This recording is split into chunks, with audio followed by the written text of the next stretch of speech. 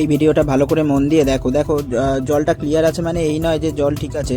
তোমরা 2-3 মাস পরে কিন্তু ব্যাকটেরিয়া আবার ইনজেক্ট করবে, এবং ব্যাকটেরিয়া কিন্তু ইনজেক্ট করার আগে ফিল্টারটা ধুয়ে নেবে অবশ্যই কিন্তু অ্যাকুরিয়ামের জলে।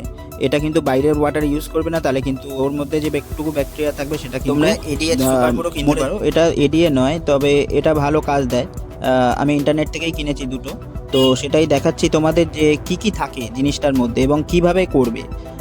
এইটা যদি মন দিয়ে দেখতে পারো আর অ্যাকুরিয়াম যদি বাড়িতে থাকে আর এটা যদি ঠিকঠাক করতে পারো, তাহলে কিন্তু মাছের মর্টালিটি রেট অনেক কমে যাবে। এটা হচ্ছে ইলেকট্রো, এটা ওর সাথে মেশাতে হয়, তার সাথে কার্বোফিট থাকে, আর তার সাথে থাকে হচ্ছে ব্যাক্টার।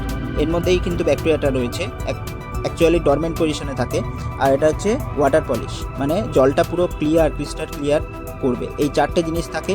তো এই 4টে জিনিসই ভালো করে পাত্রে জল নিয়ে তোমরা এটা এমনি অ্যাকুরিয়ামের জল না নিয়েও নিতে পারো, কোনো অসুবিধা নেই, কারণ এটা তো ফার্স্ট টাইম মেশানো হচ্ছে।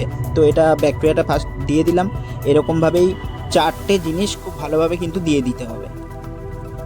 সবগুলো দেওয়া হয়ে গেলে খুব ভালো করে কিন্তু মিশিয়ে নিতে হবে। মেশানোটা কিন্তু খুবই দরকার। যদি ঠিকঠাকভাবে না মেশানো হয় তাহলে কিন্তু জিনিসটা মিশবে না। তো ভালো করে মেশানোর পর সেটা আমি অ্যাকুরিয়ামগুলোতে প্রত্যেক কটাকেই ভাগ করে দেব। তো ভিডিওটা শেষ পর্যন্ত দেখো, প্রসেসটা দেখলে বুঝতে পারবে। আর একদম টেনশন করো না যে জলটা যে ঘোলা হয়ে যাবে সেটার জন্য। তো সেটার জন্য স্ট্রেচ হিল দিতে হবে তোমাদের, যাতে মাছগুলো স্ট্রেচে চলে না যায়।